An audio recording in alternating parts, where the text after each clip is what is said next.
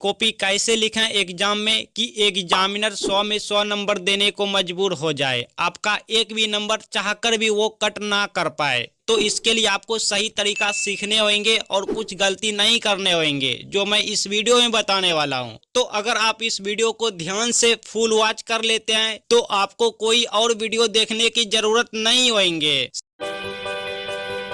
सबसे पहले आप जिस प्रश्न का उत्तर देंगे वो यहाँ पे लिखेंगे। जैसे हमने प्रश्न संख्या 1 का आंसर दिए हैं, उत्तर दिए हैं, तो ऐसे लिखे हैं, कुछ इस तरीके से लिखे हैं। और हाँ, प्रश्न संख्या में आपको ब्लैक पेन यूज कर लेना है। अब बहुत से बच्चे शॉर्ट में सॉल्व करते हैं, जिससे एग्जामिनर के द्वारा उन्हें फुल मार्क्स नहीं मिलते हैं, कम मिलते हैं, उनका नंबर कट हो जाते हैं। तो आपको हर स्टेप को लिखना है, एक्सप्लेन करना है, शॉर्ट नहीं करना है, और जो भी फॉर्मूला अप्लाई करेंगे उसको उसी के सीधा में ब्लैक पेन से लिखना है, कुछ इस तरीके से। और हाँ, जब आप इक्वल टू यानी बराबर का प्रयोग कर लेंगे तो आपको यहाँ पर इस सिचुएशन में देयरफॉर दे के लिखते जाना है। प्रत्येक स्टेप में सभी स्टेप में आपको देयरफॉर देते जाना है। और आंसर को इस तरह से बॉक्स में रखना है जैसे हम आपको स्क्रीन पे दिखा रहे हैं, और कोशिश करेंगे ज्यादा से ज्यादा आंसर के करीब पहुंचने की, क्योंकि बहुत से बच्चे आधा अधूरा मैथ सॉल्व करके आते हैं। तो उन्हें आधा अधूरा मैथ सॉल्व करने पर नंबर मिलते हैं या नहीं, और अगर मिलते हैं तो कितना मिलते हैं, सब कुछ इस वीडियो में जानेंगे। और हाँ, कॉपी के लास्ट पेज में आपको रफ लिख के रफ करना है, जैसे आप गुना भाग कैलकुलेट करते हैं ना, वो करना है। अब देखिए, आपका कॉपी जब एग्जामिनर चेक करते हैं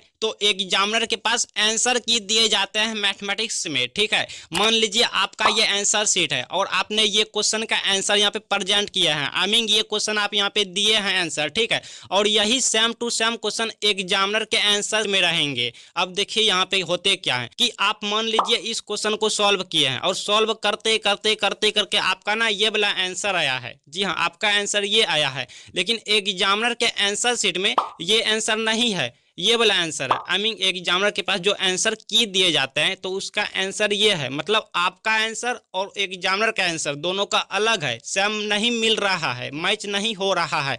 जबकि क्वेश्चन तो भैया सेम है तो आंसर भी सेम होना चाहिए।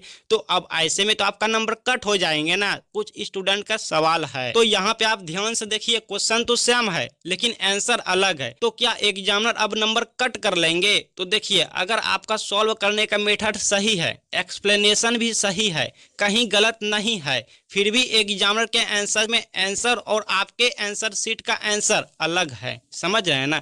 एग्जामिनर के पास जो आंसर की है, जो उसमें क्वेश्चन है, वही क्वेश्चन का आप यहाँ पे जवाब दिए हैं, ठीक है।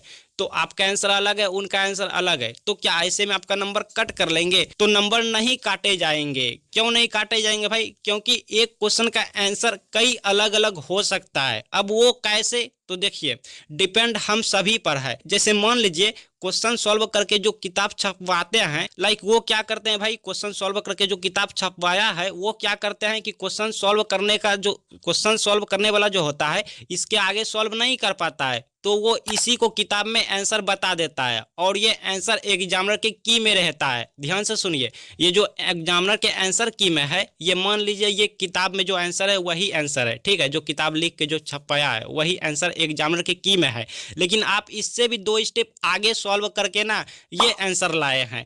तो अब ऐसे में आपका आंसर और एग्जामिनर के आंसर शीट में जो आंसर है वो मैच नहीं करेंगे, मतलब मैच नहीं किया, तो इसका मतलब ये है कि आपका आंसर गलत नहीं है, समझ रहे हैं ना। ऐसा नहीं है भाई, अगर आप सोचते हैं मेरा आंसर गलत हो गया, नहीं, आपका आंसर गलत नहीं है। अच्छा, आइए और समझ लेते हैं थोड़ा सा। मान लीजिए आप इसका आंसर ना सॉल्व कर रहे हैं और आपका आंसर ये आया है, मान लीजिए आपका आंसर ये वाला आया, इससे आगे आप सॉल्व नहीं कर पा रहे हैं, आपको कठिन लग रहा है, ठीक है, इससे आगे आप नहीं बढ़ पा रहे हैं, तो आप तो इसको आंसर बता देंगे एग्जाम में कि मेरा यही आंसर है, मेरा यही फाइनल रिजल्ट है। लेकिन एग्जामिनर के आंसर की में ये वाला आंसर है, ठीक है, मतलब आपका आंसर ये है और एग्जामिनर के आंसर की में ये है आंसर, तो ऐसे में भी आपका वहां पे आंसर मैच नहीं किया एग्जामिनर के आंसर की से, तो इस सिचुएशन में भी आपका क्वेश्चन का एक भी नंबर नहीं काटे जाएंगे, क्योंकि आपका सॉल्व करने का तरीका सही है, आप कोई भी स्टेप में शॉर्ट नहीं किए हैं, आपका एक्सप्लेनेशन भी अच्छा है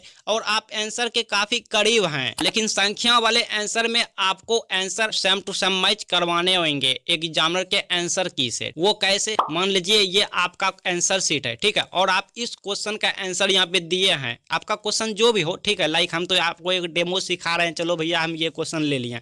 आपका जो भी क्वेश्चन हो, इस क्वेश्चन का आप आंसर दिए हैं। मान लीजिए आपका आंसर ये वाला आया है, ठीक है, x = 2 y = 3 आया है और आप इस तरह डब्बा में भी रख दिया।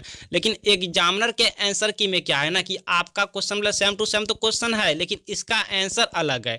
तो इस सिचुएशन में आप यहाँ पे गलत हैं, मतलब आपका आंसर गलत है, आपका कहीं आप मिस्टेक किए होंगे, ठीक है। इस सिचुएशन में आपका वो गलत कर देगा, आपका नंबर कट कर लेगा। लेकिन हाँ, कुछ स्टेप तक नंबर दे देगा भाई कि चलो भैया कुछ स्टेप तक ये बच्चा मेहनत किया है, सही होगा। कुछ स्टेप तक वो नंबर आपको कुछ ना कुछ दे देंगे। जैसे ये क्वेश्चन 5 नंबर का है, 5 अंक का है, तो इस सिचुएशन में आपको 1 नंबर, 2 नंबर या 3 नंबर दे देगा। अच्छा, आइए थोड़ा और समझ लेते हैं अच्छे से। मान लीजिए कोई क्वेश्चन है, ये आपका क्वेश्चन है और ये एग्जामिनर का क्वेश्चन है, लेकिन आप सॉल्व करते करते लाए हैं वृत्त का क्षेत्रफल बराबर 12, मतलब वृत्त का क्षेत्रफल = 12 लाए हैं आपका आंसर, और एग्जामिनर के आंसर की में है वृत्त का क्षेत्रफल बराबर 13, ठीक है।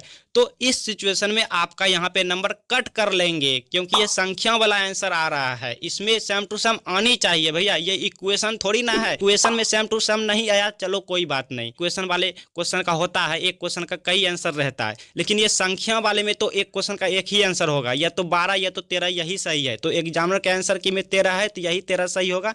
आपका इस सिचुएशन में यहाँ पे गलत हो गया, आपका नंबर कट कर लेगा।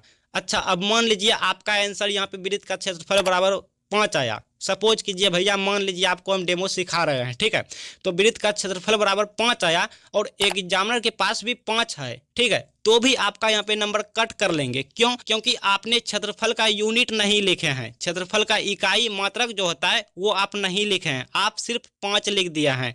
क्षेत्रफल का यूनिट क्या होता है भाई? होता है वर्ग, होता है स्क्वायर होता है।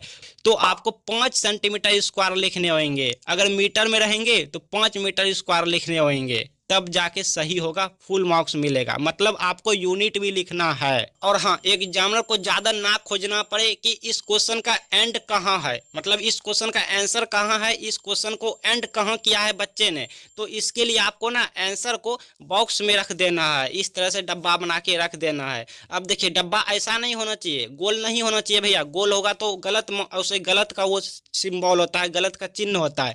आपको चरखुट जैसा ऐसे, ठीक है, ऐसे रखना जैसा हम आपको स्क्रीन पे दिखा रहे हैं, ऐसा डब्बा बनाना है, ना कि ये गोल वाला। गोल वाला आपको नहीं बनाना है।